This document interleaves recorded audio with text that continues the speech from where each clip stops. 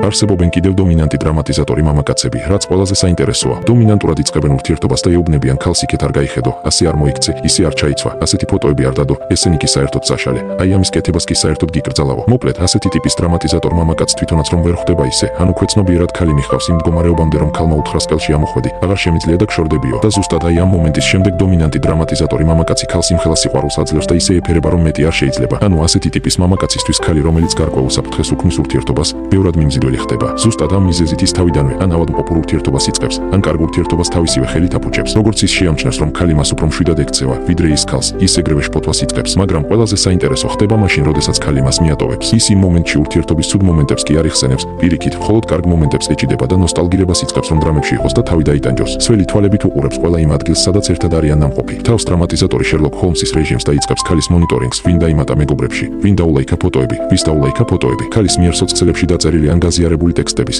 ან გაზიარებული სიმღერების ტექსტების გაშიფრვას იწყებს რომ რაიმე ფარული მინიშნება იპოვოს. ყოველთვის იმაზე იტკიებს თავს ნეტა ახლა რაზე ფიქრობს ქალი, ნეტა ისევ უყვარვარ თუ არა, ნეტა ვინმე ხავს თუ არა. მთელი პრობლემა კი იმაში მდგომარეობს რომ დომინანტ დრამატიზატორ მამაკაც ვერ აუხსნი რომ ის სინამდვილეში ისტერიკოსი დრამატიზატორია. ის გეტყვის რომ არა, მე დიდი ბიჭი ვარ, რა ის დრამატიზატორობა. გეტყვის რომ მე ის უბრალოდ მიყვარს, ეს ნამდვილი სიყვარულია და შენ ეს არ გესმის, შენ არ იცი რა არის ნამდვილი სიყვარულიო.